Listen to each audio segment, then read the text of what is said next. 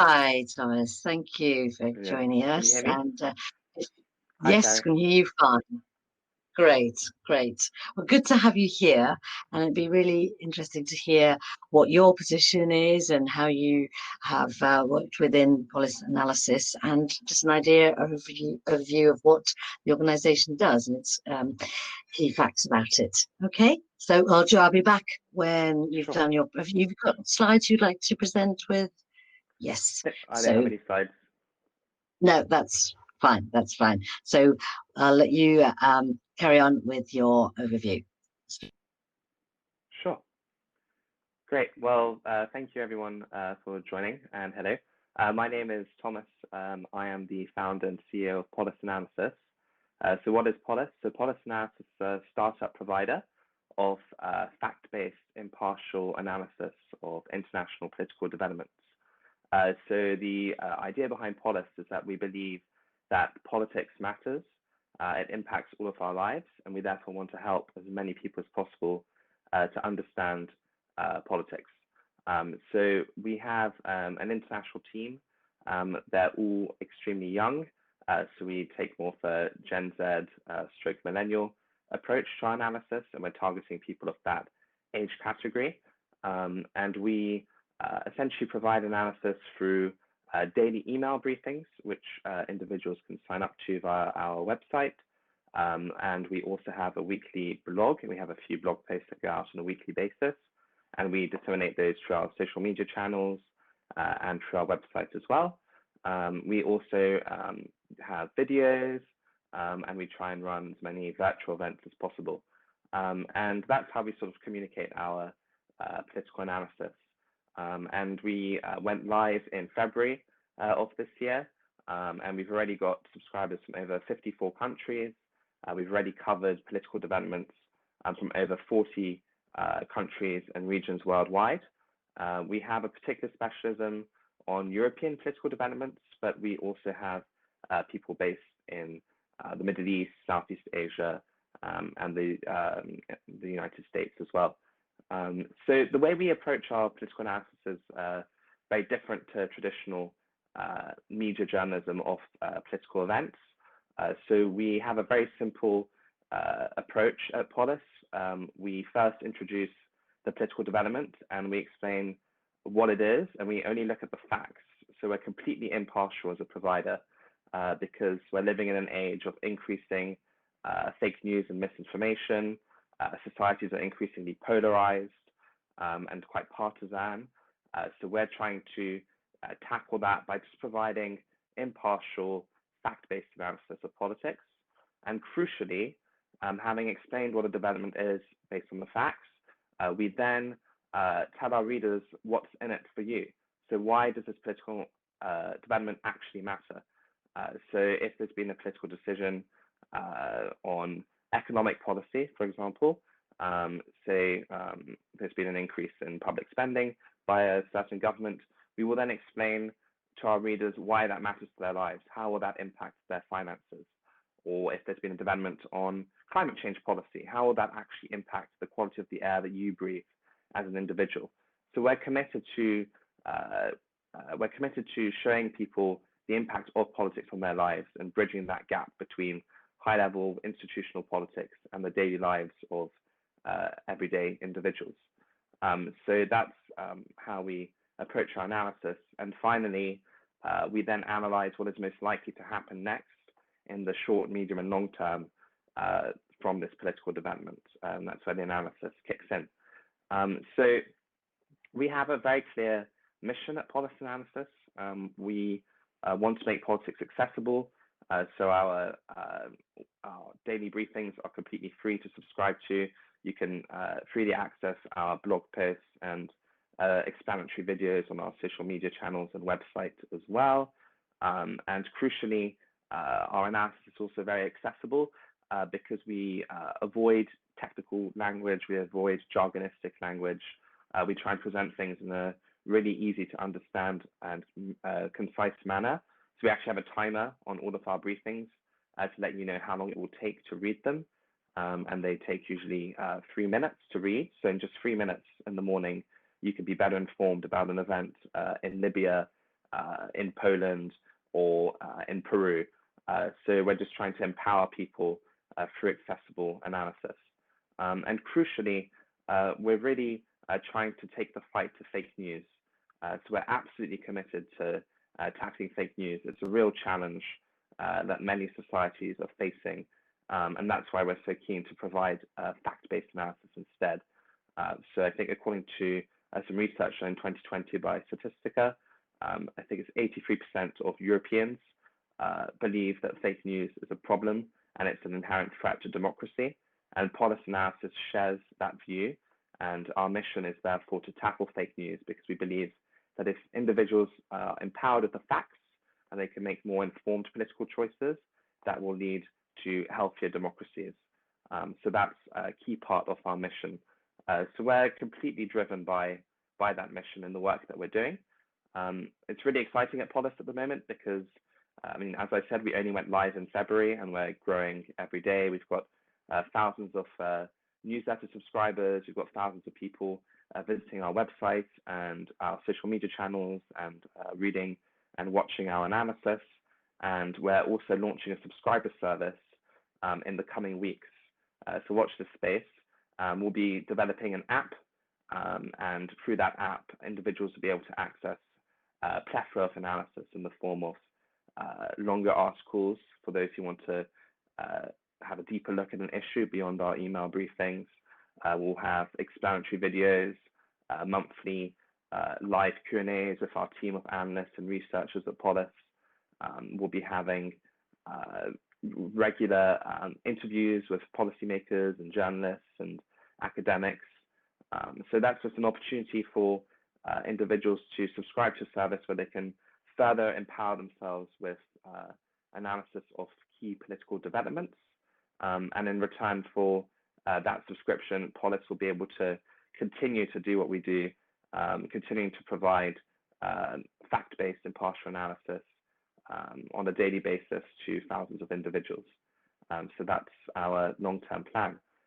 So really exciting times ahead, and we're absolutely committed to continuing to help young people in particular better navigate the political world. And we're keen to empower young people with fact-based information so that they can overcome the growing fake news that we're experiencing and that they can ultimately make more informed political choices. So that's everything about Polis, and very happy to take any questions. Wow, that was brilliant. Thank you so much. And I have to pick up straight off. We have got a couple of questions definitely to, and we'll get people on as well. But can we just start with fake news? I mean, how can you tell it's fake, and what do you use as a measure, as a yardstick for that? Sure. No, that's a really good question. So what we try and encourage people to do is when you're looking at information is to go straight to the original source. So unfortunately, with a lot of the mainstream media platforms, they often have a political leaning or a particular bias. So if you are looking at the analysis of an event, so say if there's been a vote in the parliament in the country you reside in, actually go to that source, actually look at the vote, actually look at the results, try and understand the bill that they were voting on. And these things can be quite technical and they can be quite confusing for people who aren't super interested in politics. So our job is to actually look at the facts and just explain what's happened. Because if you go to social media, you might get very skewed views. So that's one of the things that we recommend. We're doing our bit by just trying to provide fact-based analysis, and we do that on a daily basis, but we're also working towards, we're undertaking research on fake news, and we're working towards building some solutions to help people fact check information and to help people spot fake news. So that's something we're moving towards. Yeah, as a communications professional, I'm particularly keen that you are an advocate of clarifying and demystifying, which is what a lot of people get sort of frightened of because they understand it, so they don't want to appear thick or something. But we've got a couple of really good questions from Henry and Dave. So Henry, do you want to come up first and ask yours, actually, because I think that's very pertinent to what we were just saying about fake news and the whole measure of it. Hi, Thomas. Great to meet you virtually. Yeah, I'm wondering whether there is anything, that one can really say is impartial. I mean, I have to admit that I did a degree in philosophy, and Sure. because actually, everyone has a background, a history, a culture. You are a white male, a white male from a developed country background. You have a particular experience. You have a particular. Not fully white, I should Sorry? say. Not fully white, I should say. Well, male, we'll give you that. But wherever you are, whatever you are, you cannot, avoid your history, culture, background, history. And people with very different histories, cultures, backgrounds will see the world in very different ways. I mean, I'm married to a woman who was working class from Liverpool, and I come from a sort of elite sort of class background in England, and we have a fundamentally different perspective on how the world works because of our personal experiences. And so, for instance, I accept authority in a way she never does, because all her experience of authority was people like police and so forth who were, against her community and were problematic in terms of their relationship. All the middle class professions she deeply suspects because she doesn't think they see her perspective or and treat her with condescension. So where's this point of impartiality?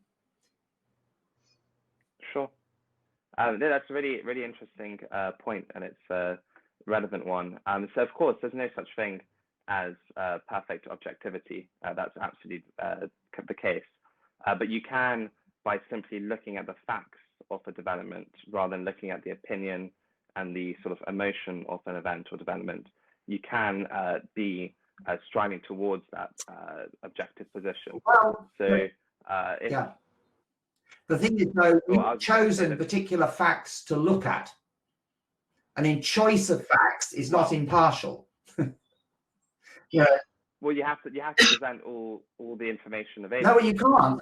Throughout the world, there's so much stuff going on. What's happening in Senegal? What's happening in Tanzania? What's happening in, the point is that there's no objectivity, because by choosing, you have to focus on something because you can't report on everything. And your choice what to focus on is not impartial. Even if, then, of course, what sources do you, if you have different sources, how do you decide which you trust? I mean, a classic is views of, China versus the US in the battle of propaganda as who is, you could say that the US currently tortures 80,000 people in their country through putting them in long-term isolation in prisons, which is considered torture. Now, is that reported? No. But we hear about things happening in China, which could be torture, and they get big news. So whose facts get presented? Can I just bring Dave into this as well, because his question is actually all part and parcel of this as well. So Dave, if you'd like to just join, because he's asking about maintaining trust and transparency in your analysis. So it's all part and parcel of the same discussion.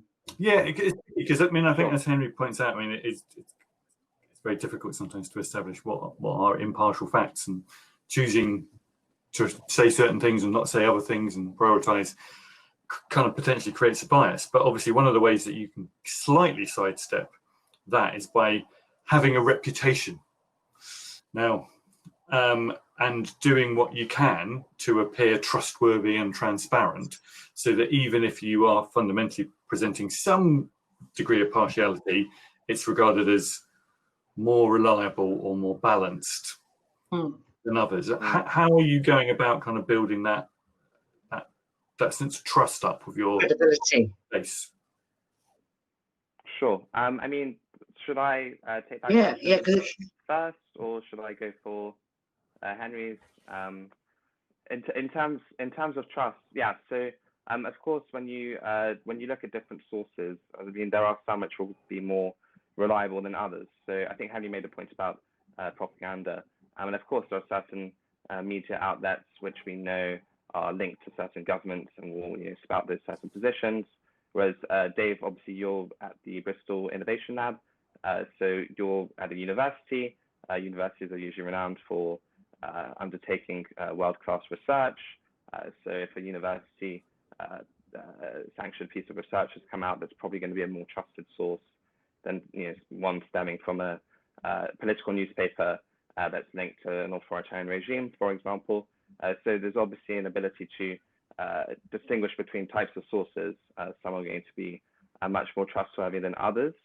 In terms of reputation, well, we're trying to reach as many people as possible.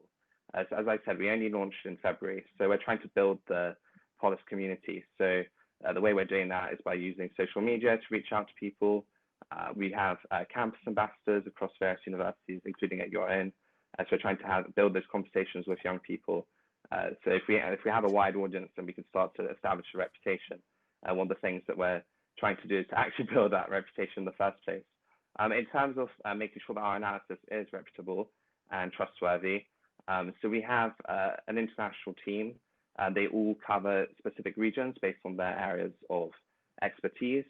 And we use their language skills to translate direct sources, for example. If you look at their backgrounds, in terms of like their academic backgrounds, their professional backgrounds, their links to the sort of regions and topics that they look at. So that's where they get their sort of expertise and authority. And of course, I completely accept it's impossible to be, as Henry mentioned, it's impossible to be fully objective. We're all informed by our cultural backgrounds, by our education, etc. But there is a difference between a certain newspaper pushing certain views because it's based on their opinion and based on their political beliefs, and instead looking at an actual development, presenting all the sides of the argument, looking at actually what's happened, and then trying to analyze what can happen next. So, for example, if there's been an election in the country, you can actually, you can share the results of that election. You can explain which parties have won the most votes.